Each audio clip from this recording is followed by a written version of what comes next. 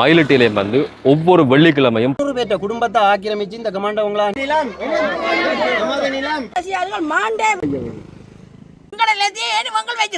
கூடிய பல நூற்றுக்கணக்கான மக்களுடைய காணிகள் இது வந்து மரத்துல மாத்திரம்தான் வெள்ளை மலர் பூத்திருக்கிறது. மனங்கள்ல கடல்ல மாரடிச்சு உழைச்சி வாங்கின இந்த ஒற்றை கட்டிடத்துக்காக தான் இந்த அவர் சொல்றாரு ஒரே ஒரு ராணுவ அதிகாரிக்காக அரசு உன் தேர்தல் வாக்குறுதிகள் பொய்யா? அடக்குமுறையில என்ன அப்படி மூடி பிடிச்சு ஆட்சிகள் மாறினாலும் காட்சிகள் மாறவில்லை என்று இன்றைக்கு அந்த மக்கள் போராடுகிற நிலைமைக்கு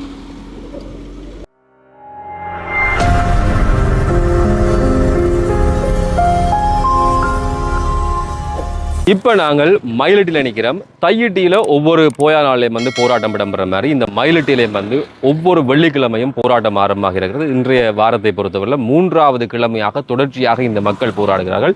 இந்த பக்கம் இருக்கக்கூடிய பெரிய இராணுவ பங்களா ஒரே ஒரு இராணுவ அதிகாரிக்காக இங்கே இருக்கக்கூடிய பல நூற்றுக்கணக்கான மக்களுடைய காணிகள் பிடிச்சு வைக்கப்பட்டு 36 வருஷம் ஆகுது. இந்த இடத்தை விட்டு உயர் பாதுகாப்பு நிலையம் என்ற போர்வையில் மக்கள் வேறு வேறு இடங்களுக்கு போய் திரும்பி தங்களோட காணிக்கே வர முடியாமல் போயிட்டு சாத்வீகமான முறையில் அதை விட வந்து வெவ்வேறுபட்ட முறைகளில் வந்து அவர்கள் தங்களுடைய கோரிக்கைகளை தெரிவித்தாலும் அது எதுவுமே நிறைவேறல. இன்றைக்கு அந்த மக்கள் போராடுகிற நிலைமைக்கு வந்திருக்கார்கள். இப்போ சொல்லியிருக்கிறேன், நாங்கள் அமைதியாக தான் போராடுறோம், இதுக்கு தீர்வு கிடைக்காட்டி எங்களுடைய அடுத்த கட்டத்தை நீங்கள் பார்க்க வேண்டி வரும் என்று சொல்லக்கூடிய அளவுக்கு அந்த மக்களுடைய அந்த அடிமனதில் இருக்கக்கூடிய விஷயங்கள்.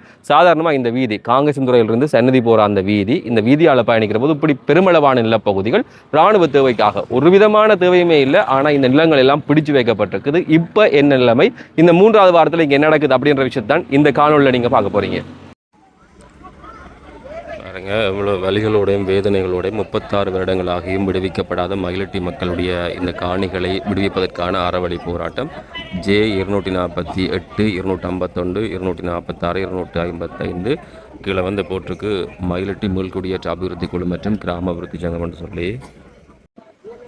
இழந்து நிற்கிற ஒருவருக்கு தான் நிலப்பினுடைய வழி தெரியும். எங்கே எங்கே மத வழிபாட்டு தலங்கள், எங்கே எங்கே எங்கே பாடசாலைகள், எங்கே எங்கே எங்கே அவர்களுடைய நிலங்கள், அதே போல் சேமக்காலைகள் எங்கே என்ற பல்வேறுபட்ட விஷயங்களை அவர்கள் தாங்கி இந்த இடத்துல போராட்டத்தில் ஈடுபடுகிறார்கள். புனித செபஸ்தியார் ஆலயம் பலாலி 1999 வழிபட சென்ற போது இருந்த ஆலயம் இப்போது எங்கே என்ற ஆதாரத்துடனான புகைப்படமும் இங்கே வைக்கப்பட்டிருக்கிறது.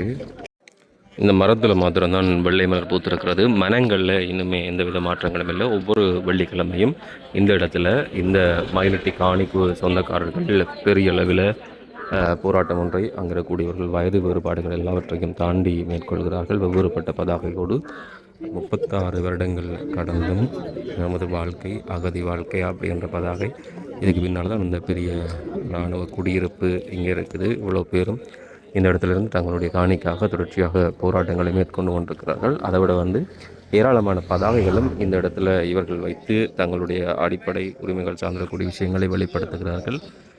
இராணுவ மக்கள் காணிகளில் மக்களோ தெருக்களில் அன்பு அரசு உன் தேர்தல் வாக்குறுதிகள் பொய்யா? அதே மாதிரி தான் அபிவிருத்தி என்றும் உயர் பாதுகாப்பு வலயம் என்றும் பொய்யான காரணங்களை கூறி எமது நிலங்களை திருடாதே. விமான நிலையத்திற்காக காணிகள் சுவீகரிக்கப்பட்டதா அல்லது இராணுவம் விவசாயம் செய்து வருமானம் ஈட்டுவதற்கு சுவீகரிக்கப்பட்டதா? இப்படியான சொல்லி ஏராளமான பதாகைகள். இவர்களெல்லாம் அப்போ சாதாரணமாக ஒரு உப்பெருந்திடக்கூடிய இந்த வருநிலம் போல ஒரு இடத்துல இருக்கையில் பெரிய பெரிய கல்வீடுகளிலையும் வசதியான நிலங்களையும் வாழ்ந்தவர்கள். ஆனால் இன்று தங்களுடைய காணிகளுக்காக இந்த வீதிக்கரையில் வந்து இருக்க வேண்டிய ஒரு துர்ப்பாக்கியமான நிலைக்கு அவர்களை காலம் கொண்டு வந்திருக்கு. அதே மாதிரி தான் ஒவ்வொரு கால சூழலையும் வந்து வாக்குறுதிகள் கொடுத்து ஏமாற்றப்படக்கூடிய ஒரு தரப்பாகவே இந்த மக்கள் இங்கே இருக்கணும். இந்த ஒற்றை கட்டிடத்துக்காகத்தான் இந்த மக்களுடைய காணிகள் அவ்வளவுமே பிடிச்சு வைக்கப்பட்டிருக்கு. இன்றைக்கு பதாகைகளோடு அந்த மக்கள் வீதியில் இருக்கணும். இது வந்து அந்த பிள்ளையாக கோயில் அந்த இடம் அந்த பிள்ளையாக கோயில் படத்தை போட்டு மடியாக போடுவோம். இதே இல்லை அதை செய்ய தான் கொடுத்துக்கிறாய். இது பஸ் ஸ்டாண்ட் இதில் நடந்தது. இது இதுவும் இந்த இடத்துகள் தான். இதெல்லாம் இந்த இடம் தான் நாங்கள் நிற்கிற இடம் பஸ் ஸ்டாண்ட். இது நாங்கள் நிற்கிற இடம். இது பஸ் ஸ்டாண்டில் தான். இது கோயில் பிள்ளையா கோயில். இது கோயில் ஆதி மூலத்தில் கிடந்த மருதம் மெருதடி பிள்ளையா. இது பெட்ரோல் ஸ்டேஷன் மயிலிட்டி. இது சந்தி. நமது நிலம் நமது நிலம் நமது வேண்டும் நமது நிலம் நமது நிலம் நமது வேண்டும் நமது நிலம் நமது நிலம் இராணுவமே வெளியேறு இராணுவமே வெளியேறு இராணுவமே வெளியேறு இராணுவமே வெளியேறு இராணுவமே வெளியேறு இராணுவமே வெளியேறு இராணுவமே வெளியேறு இராணுவமே வெளியேறு நமது நிலம் நமது நிலம் நமது நிலம் நமது நிலம் எங்கள் நிலம் எங்கள் நிலம்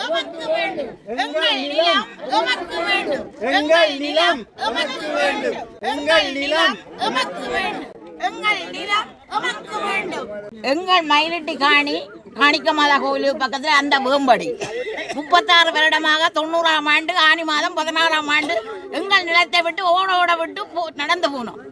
அப்படியே சக்கோட்டையில் 5 வருடம் இருந்து அங்கிருந்து கணவரை மணிந்து பிள்ளைகளோடு வன்னிக்கு போனோம். வன்னியில் 15 ஆண்டுகள் குடியேறி கடந்த கடைசி யுத்தத்தோடு தான் நாங்கள் செட்டிக்குளமாவுக்கு வந்தோம். அங்கிருந்து இடம்பெயர்ந்து தும்பளையில் 10 ஆண்டுகளாக குடியிருந்தோம். இப்போது தற்போது வடலாயில் காணி வண்டி வீடு கட்டி இருக்கிறோம். எங்களோட சொந்த இடத்தை விடுங்கோ. இவ்வளவு காலமாக நாங்கள் இடம்பெயர்ந்து எத்தனை வீடுகள் கட்டி நாங்கள் கலைத்து போனோம். எத்தனை வீடுகள் எத்தனை பேர் இடம் இல்லாமல் ரோட்டு வழி எத்தனை வாடகைக்கு வீடுகளிலும் குடியேறி இருக்கிறார்கள். இதற்கு நியாயம் இல்லையோ? எங்களிடத்தையே ஏன் வச்சிருப்பான் வந்தான் வாரியம் எல்லாம் எங்களிடத்தை வச்சுக்கொண்டு ரசிக்கிறாங்க. நாங்கள் எங்களிடத்துல ரசிக்க மாட்டாமல் எங்கேயே போய் கிடக்கிறோம் சொந்த இடத்தை விட்டுட்டு. இதற்கொண்டு முடிவுனா எங்களை காணியை நாங்கள் பிச்சு போட்டு போய் இருக்க போறோம். எங்கள்கிட்ட துணைவு இருக்கு. காணி விடுவிக்கப்படும் என்ற விஷயம் சொல்லப்பட்டதா மக்களுடைய காணி மக்களுக்கு என்றது அவர் சொல்றாரு இதை நிறைவேற்றாரு சொல்றாரு சொல்லு பல்லக்கு தம்பி ஆள்நட நேரம் வந்தால் நாங்கள் சந்திப்போம். அவரை என்ன மாதிரி அவற்ற காணி இல்ல, இது எங்கட உறுதி காணி. ஆண்டாண்டு காலமா நாங்கள் இருந்ததோ இது விடாம என்ன நீங்கள் வந்து எங்கட நம்மளை வச்சு காணி எடுத்து உங்களோட நிலம் போல ஆட்சி செய்து வருகிறீர்கள். நாங்கள் இங்கே அழித்தின வீடு நாங்கள் தான் ஒரு இடம் எடுத்து வீடு கட்டியிருக்கோம். எத்தனை சனம் இன்னும் வாடகை வீட்டிலையும் இடம்பெயர்ந்து விட சலித்து போச்சு. நம்ம என்ன ஆட்சிகள் மாறினாலும் காட்சிகள் மாறவில்லைன்னு சொல்கிறதுக்கு இதான் காரணம். வீதியில் விட்டால் காவல்துறை தெரியுமன்றதுக்காக இவ்வளோ தூரத்தில் அந்த பக்கத்தில் அவர்கள் நிற்கிறார்கள். இந்த பக்கம் இந்த மக்கள் தங்களுடைய போராட்டத்தில் தங்களுடைய காணிக்காக ஈடுபட்டு கொண்டிருக்கிறோம். என்னுடைய பேர் ஜெயந்தி. நாங்கள் 90ஆம் ஆண்டு இடம்பெயர்ந்து இப்படியே வன்னிக்கு போய் வன்னி ஆலையால் இடம்பெயர்ந்து இப்போ நாங்கள் வந்து பரிந்துரையில் இருக்கோம். எத்தனை வீடு மாறி மாறி இருந்திருப்போம். எங்களுக்கு இப்போ எங்களுக்கு ஒரு சவுக்காலை இல்லாமல் ஒரு கிண்டி எறியினா. அப்போ எங்களுக்கு இடத்துல ஒரு சவுக்காலை எங்களுக்கு நிரந்தரமாக கொண்டு கடைசி எங்கள் அம்மா அப்பாக்கள் எங்கள் இடத்துக்கு விட வேணுமென்று எவ்வளவு அழுது கடைசியாக மாண்டே போச்சுது. 36 வருஷமாக நாங்கள் இப்படியே எங்கள் தலைமுறையும் முடிய போகுது. எங்கள் இடத்தையே மிடுறாங்கள். உங்களுக்கு என்னாச்சு? எங்களை உறுதியோடு நாங்கள் வச்சுருக்கோம். நாங்கள் அரசாங்க காணி இல்லை, எங்களை உறுதி காணி ஏன் விட மாட்டாங்களா? இவ்வளவு இடத்தையும் விட்டு போட்டு எங்களை கொஞ்சம் இடத்தை வச்சுருக்குறாங்க பிடிச்சி. அதை விடலாம் தானே, இடத்துக்காக அவங்க வச்சுக்கிறாங்க. இவ்வளவு இடத்தையும் இந்த அரசாங்க காணியில் வீடுகளை கட்டி கொடுக்குறாங்க. எங்களை சொந்த காணியை விடுறாங்க இல்லையே. எங்களுக்கு வீடு இல்லாட்டி உங்களை காணியை விடுங்க. நாங்கள் அதில் இருந்து சாகிறதுக்கு கடைசி கட்டத்தில் நாங்கள் செத்தாலும் எங்களை பிள்ளைகளுக்கு எங்களை இடமே தெரியாது. அதில் ஆரம் வந்து பிடிக்கிறது. எங்களுடைய அம்மா அப்பா சேர்த்து நாங்கள் செத்தாலும் எங்களை பிள்ளைகளுக்கு தெரியாது. ஆன முறையில் எங்களை இடங்களை விடுங்கோ. நீங்கள் எந்த இதுவும் இல்லாமல் நாங்கள் ஒரு வீடாக வாடகைக்கு எலும்பு என்ன இருந்து கொண்டிருக்கிறோம். 36 வருஷம் எங்களுக்கு சொந்த இடம் இல்லையோ? எங்களை சொந்த காணி எங்களுக்கு எழுதி 2 வருஷம் இருங்கோ, எழுதித்தாங்கோ, ஒன்று எலும்பு, அதால் அடுத்த வருஷம் எலும்பு. எங்களை காணிக்க நாங்கள் கொட்டிலாவது போட்டு இருப்போம் தானே. எங்களை எழுத விடுங்கோ, ராணுவமே விடுங்கோ. எங்களை எழுத அரசாங்கமே இதுக்கு செவி கொடு. இப்போ தேர்தல் வரைக்கும் சொன்னதானே மக்கள் தானே மக்களுக்கு சொல்லி மக்கள் தானே மக்களுக்கு கண்டு நாங்கள் விடுவோம் என்று சொல்ல நீங்கள் எல்லாம் போட்டு அனுப்பினீங்களா? போட்டு அனுப்பினோம். நம்பிக்கையான சேதை நாங்கள் அள்ளி போட்டு நாங்கள் வந்து எங்களுக்கு என்ன சேதை நீங்கள் வந்து இப்போ 2 வருஷம் ஆகுது. என்ன சேதை? எங்கள் நிலம் எங்களுக்கு எங்கட நிலம் வேணும், எங்கட உறுதி காணி, எங்கட பூர்வீக காணி, எங்கட பூர்வீக அப்பா அம்மாக்கள பூர்வீக காணி, எங்கட சொந்த காணி. நாங்கள் மயிலட்டி 6ஆம் பட்டாரம், சென்ட் மேரிஸ் லைன், புள்ளியா கோயில் லைன், காணிக்கமாதா கோயில், அங்கே என்எஸ்என் ஃபேக்டரி, குமாரியான பேக்கரி, இவ்வளவு இருக்கிற காந்தாண்ட ஃபேக்டரி, இவ்வளவு நீக்கி அடங்கி கிடந்தது. இப்போ ஒன்றுமே இல்லை. அங்கே அன்றைக்கி என்னுடைய தென்னை மரம் அங்கே பணம் நிற்குது. என்ற வீட்டுக்கு நேர பக்கத்தில் பாருங்க, அது நிற்கிது. வீட்டிலையும் காணிகள் எல்லாம் கிடைக்கும். பெரிய சென்னை ஒழுங்கையும் காணி கிடக்கும். அப்போ எங்களுடைய அம்மாக்காண்ட புதிய காணியும் இருக்குது. நாங்கள் இந்த கடலில் மாரடித்து உழைச்சி வாங்கின காணியும் கிடக்கு. 4 சகோதரங்கள் 4 பொம்பளை வீடு கட்டி கொடுத்துறாங்க. 4 சகோதரத்துக்கு 4 வீடு கட்டி கொடுத்தாங்க. இந்த சகோதரங்களுக்கு உழைச்சி சீதனம் கொடுத்தாங்க. இன்றைக்கு எதுவுமே இல்லை. எல்லாம் திக்கா போய் இருக்க வீடு இல்லாமல் அந்த வந்து சோதி அப்படி சோதியை கூப்பிடு சோதி இல்லை கூப்பிடுங்க. அதுதான் இருக்கிறோம். இவ்வளோ பேருக்கு ஒன்றும் இல்லாமல் எவ்வளவோ மக்கள் கருத்துறையிலையும் அந்த எரிஞ்சம்மன் கோயிலையும் வீடு இல்லாமல் வாய் இல்லாமல் இருக்கிறோம். நாங்களும் வீடு வாய் இல்லாமல் வாடகை வீடுகள்லாம் இருக்கிறோம். இல்லை இந்த வீட்டுக்காரர் உடம்பை சொல்லுங்கள், எங்களுக்கு வீடு இல்லை, எங்களுக்கு நாளைக்கு எங்களுக்கு 7 பிள்ளைகள் எங்களுக்கு வீட்டு தான் நிற்குது. காணியத்தான் நிற்குது. எங்களுக்கு இதுக்காக கிடக்கு எங்களை காணி. எங்களுக்கு சொந்த மண்ணை விடுங்கோ. எங்களுக்கு சொந்த காணியத்தை இருங்கோ. நான் கட்டின பைரவ கோயில் கிடக்கு. அந்த சொந்த அது அருவோடு நான் கட்டின பைரவ கோயில் இப்போ இருக்குது. அதை பார்க்க விடுறா இல்லை, அதை கும்பிட விடா இல்லை. இந்த இதில் ஒழுங்க இந்த அதுக்கு கிடக்கு. இந்த அன்றைக்கி 2 சின்ன பிள்ளைகள் இதுக்கு நேரம் காணி 2 காணி கிடக்கு. இந்த இதுக்கு நேரம் காணி எவ்வளவோ மக்கள் எல்லாம் இப்படி இருக்கிறோம். அப்போ எங்களுக்கு வயிற்றை பற்றி தெரியுது. நாங்கள்லாம் காட்டினா தான் எங்கள் உள்ள இந்த காணி எல்லாம் தெரியும். மற்றக்கு தெரியாது. ஐயோ மற்ற பிள்ளைங்க ஒரு இடம் தெரியாது. இப்போ நாங்கள் இது இப்படி இப்படின்னு எங்களை எல்லையை காட்டினா பிள்ளை எழுதா போல அவங்க நாங்கள் பக்கத்தில் இருந்தாங்க இந்த பிள்ளைகளுக்கு. அப்போ எங்களுக்கு தெரியாது. அப்போ நாங்கள் எத்தனை காலத்துக்கு எங்களை பிள்ளைகளுக்கு காட்ட வேணும். எல்லாரும் அங்காலும் விட்டாச்சு இங்காலும் விட்டோம். முக்கால்வாசியும் விட்டாச்சு. இங்கே ஒரு காவாசியில் முறையில்லை. இது ஒரு நீச்சல் தடாகம். இதுக்கு நேரம் ஒரு நீச்சல் தடாகம் கிடக்கு. நாங்கள் இவ்வளோ எங்களை வள்ளங்கள் வந்து போட்டுட்டு கலைகரிக்கிறது என்றது சின்ன பிள்ளைகள் நீந்துறது இந்த கடலில் இது மண் நல்ல மண் விடாமல் வச்சிருக்கிறோம். ஐயா இன்னொரு கேள்வி ஐயா, இந்த அரசாங்கத்தை நம்பி தானே நீங்க வாக்கு போட்ட நீங்க அரசாங்கத்தை கொண்டு வந்தீங்க. இந்த புது ஜனாதிபதிங்க அவங்க பள்ளி அங்கே வந்தவர் பட்ட போட்டிக்கு வந்தவர் ஜனாதிபதி சொல்லி போட்டு போனவர். நான் இன்றைக்கு போய் நாளைக்கு எல்லாம் போடுவேன். பட்ட போட்டிக்கு வந்துட்டு போனவர் ஜனாதிபதி நிர்வாகம் சொல்லி இன்றைக்கு 2 வருஷமாக 3 வருஷமாச்சு. இன்னும் கூட இல்லை. தெரிஞ்சோ என்ன செய்யறது? இவ்வளோ பேரையும் பாருங்க. இப்போ இதில் வந்தால் காவாய்ச்சல் தான் வந்துருக்கு. சரி உங்களை வளர்த்தான் விட இல்லை. எங்களை முதியோர் சாண்டாலும் அங்கே ஒரு 90 வயதில் கிடக்கிறார். எனக்கு ஒரு அத்தான், அந்த அத்தான் பூவால் சிங்கம் பண்ணுறவர் அவரும் நான் தான் அந்த வைரவர்கள் கட்டினாங்க. பக்கத்து அவரும் காணி விட்டு நானும் காணி விட்டு. அப்போ அந்த காணியத்தை அந்த ஆளுக்கு அதுக்கு உயிர் போவாயா அந்த ஆள் சொல்கிறது என்ன கொண்டு இந்த காணியத்தை போட்டு தான் நான் சாவேன். 95 வயதில் கிடக்கிறாரு. அப்போ அந்த மண்ணை கழிச்சு விட்டா தான் நான் சாவேன். இன்றைய தினம் இதில் அதிகளவான மக்கள் கூடியிருக்கின்றார்கள். ஒவ்வொருவரும் தங்கள் காணிகளை கூறி தங்களுடைய வாழ்க்கை வரலாறுகளை கூறி ஒவ்வொருவரும் அழுகிறார்கள், புலம்புகிறார்கள்.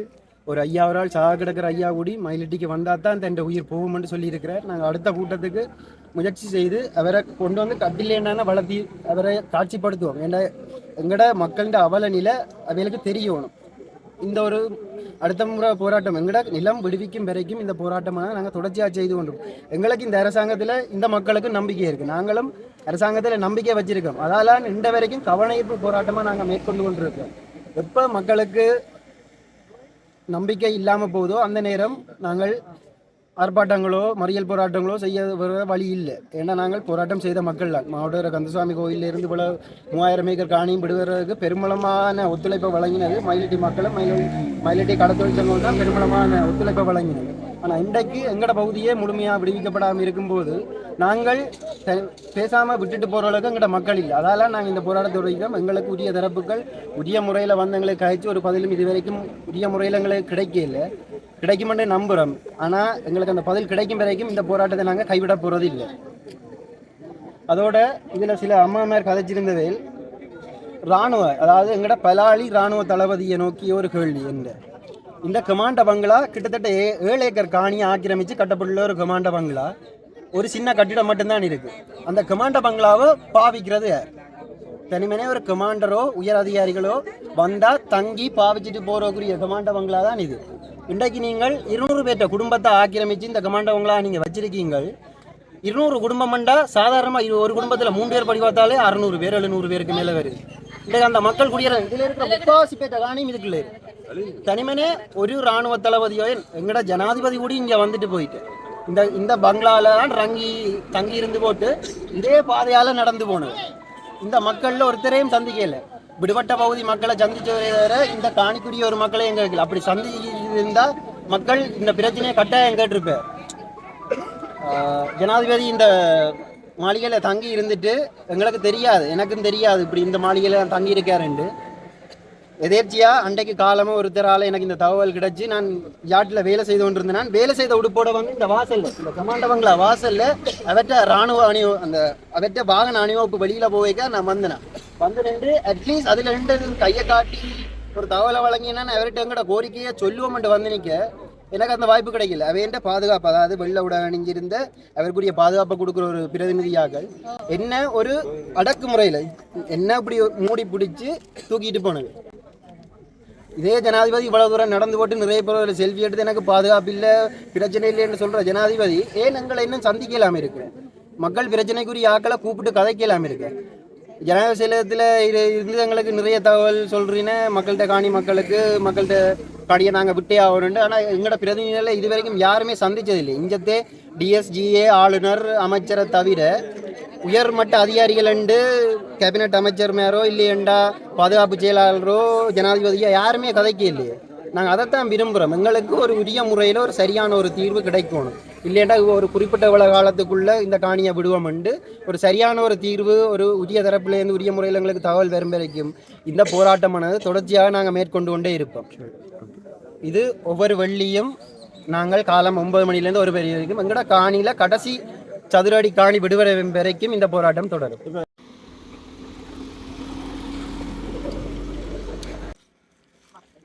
அம்மாட தகப்பனார் வச்சதுடாப்பா இவ்வளோ ஆசையாக இருக்கு. 39 லட்சத்துக்கு பிறகு பார்க்குறோம். அதுக்கு முதலே நல்ல அடி பெருசு.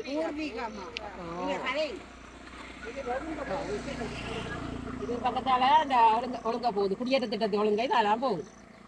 பக்கத்துல என்ன சார் கடை வீடு அவங்கட பிள்ளையாவட்டியா கடை வீடு அங்கால பெரிய மக்கள் சிற்றம்பல பிள்ளையாவட்டியில அதுக்கு அங்கால சித்தம்பலமா பெரிய கிடது. இது வந்து முக்கிய பிள்ளையாணியா கண்டு. ஓ நீங்க சரியா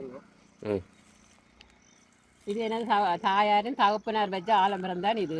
இது சைத்தால தான் அந்த 12ஆம் பட்டாயிரம் குடியேற்ற திட்டம் போகுது. அந்த பின்னுக்கு தான் நாங்கள் இருந்தோம். நாங்கள் எங்கட வீடு எங்கள் சகோதரி தான் சகோதரி வீடு வந்திருக்காங்க. அவளையா கடை நான் கிட்டத்தட்ட 39 லட்சத்துக்கு பார்க்குறேன். அம்மாவோட தகப்பனார் வச்சு ஆலமரம் மட்டும் நான் பெருமையாக சொல்லிக்கிறேன். இது ஆனால் பெரியன்னு விடணும். இதை இஞ்சால இருக்கிற மக்களுக்கு விடணும். இது இஞ்சாலும் கூட பெரிய கடை காணிதான்.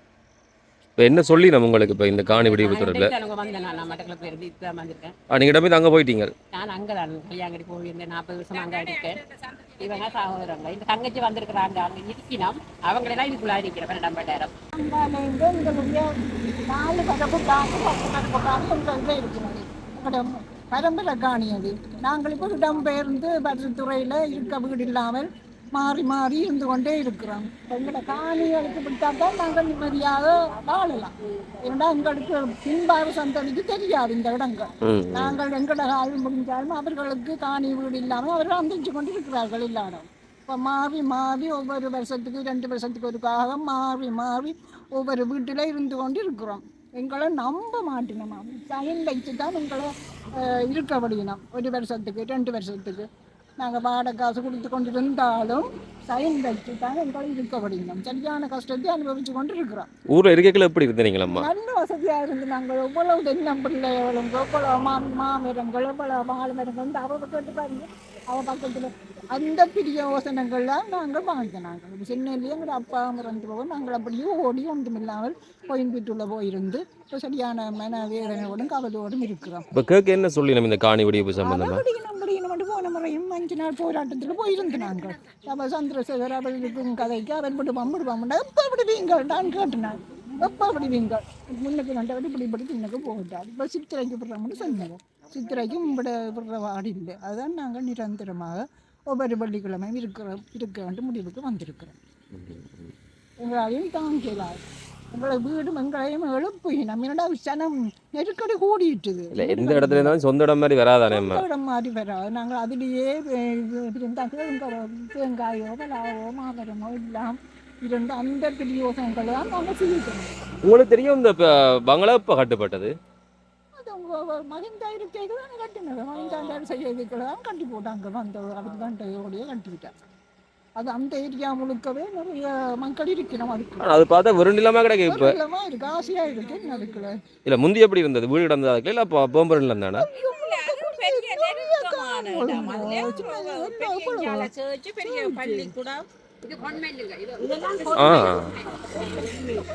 இதெல்லாம் இருந்தது தான் அப்படியே வச்சுக்கிறாங்க பிடிச்சு.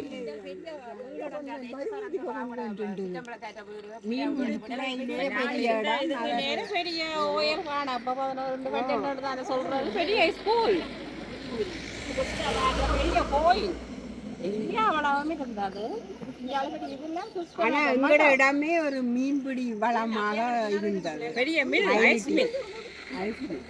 இப்போ ஒன்றுமே இல்லை. தரமட்டமா இருக்கு. கோயில்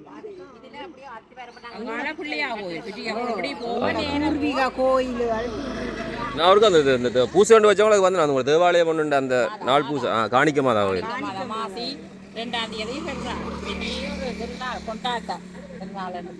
மாசி மாதம் 2ஆம் தேதி வைக்கிறத. ஆனால் இப்போ ஒன்றுமே இல்லைன்னு. இப்போ எங்கட பிள்ளையாரெல்லாம் சித்ரா பருவத்துக்கு எங்கட அப்பப்பா கண்ட ஆக்கள் எல்லாம் கஞ்சி ஊற்றுறாரு. சித்ரா கஞ்சி அதெல்லாம் இப்போ இல்லாமல் எங்களுக்கு இப்போ சரியான கவலையாக தான் இருக்கு. இல்லைன்னா விடுவோம் என்ன? எங்கட அப்பா அப்பா சேர்ந்து ஃபாதர்ட்ட வீடு பெரிய சேர்ச்சு, அதுக்கு முன்னால் கிரவுண்டு விளையாடக்கூடிய அந்த ஸ்கூலுக்கு விளையாடக்கூடிய கிரவுண்டு அப்படியே சுற்றி வட்டாரமே அதுதான். அது ஸ்கூல்லேயும் உயர்தரம் கட்டி குறை. எங்களோட ஸ்கூல்லே உயர்தர பாவுப்பண்டு கட்டி குறை. அதோட தான் 90ஆம் ஆண்டு இடம் பெயர்ந்தது. இப்போ எங்கே இருக்கிறீங்க எல்லாரும்? நீங்கள் நாங்கள் 2010ஆம் ஆண்டு வரைக்கும் எல்லா கட்டிடமும் இருந்தோம். 10ஆம் ஆண்டு வந்து பார்க்க விட்டவங்களா? கோயில் இருந்தது. அந்த கட்டிடம் பிள்ளையா கோயில் எல்லாம் பூசை வச்ச பாதராக்கள் வந்து பூசை வச்சு சாப்பாடு எல்லாம் தந்தது. அதுக்கு 2010 பிறகுதான். 2012ஆம் ஆண்டு வரை இல்லை, எல்லாம் அகற்றியாச்சு.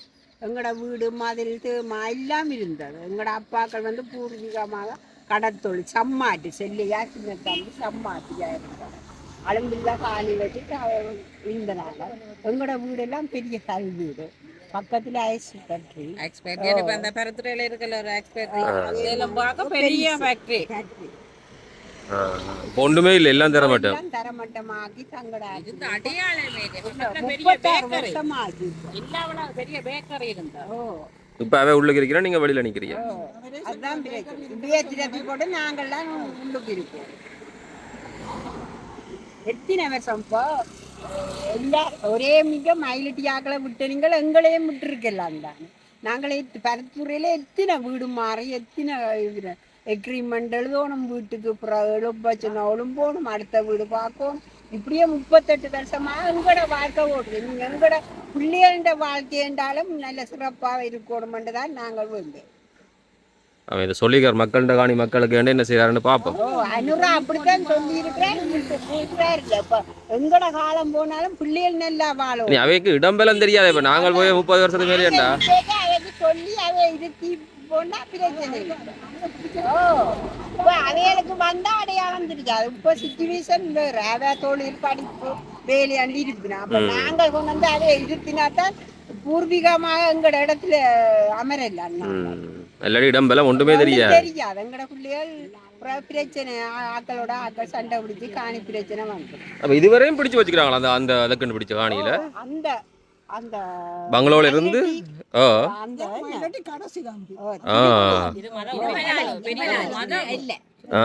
அப்போ இதுவரையும் பிடிச்சு வச்சுக்கிறாங்க அந்த இதுக்காண்டி. பா 256 குடும்பம் அதுக்குள்ள கூட வெல்லும்.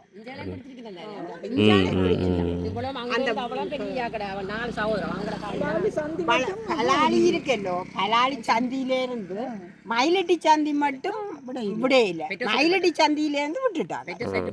பெட்ரோல் சைடு விட்டாங்க. நாங்க அங்க ஆர்ப்பாட்டம் செய்யற இடம் ஸ்கூல், பள்ளிக்கூடம் இருந்த இடம். நாங்க படிச்ச ஸ்கூல், அதுல போஸ்ட் ஆஃபீஸ் இருந்தது. எங்க எதிர இது பெரிய ஸ்கிரீம் கடை பருத்துல இருக்கு. பெரிய டவுன்ல இருந்த மாதிரி பெரிய கடை எல்லா வளமும் இருந்தது.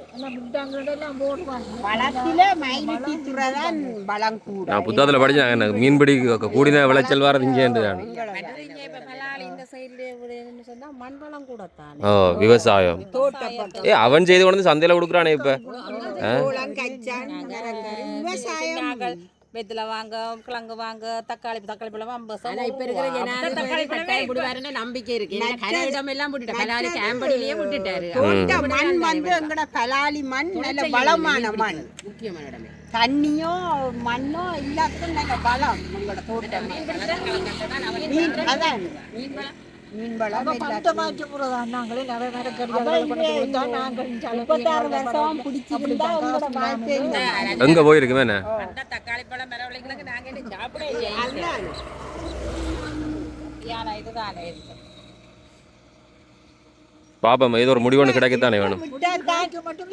விட்டாதான் எங்கட பிள்ளைகளுக்கு கொண்டு இருத்தி காட்டலாம். விடாட்டி எங்கட காலம் போ பிள்ளைகளுக்கு இடம் பலம் தெரியாது. எங்கட காணி எது, எங்கட காணி எது, அம்மாண்ட காணி எது, அம்மம்மாண்ட காணி வந்து தெரியாது.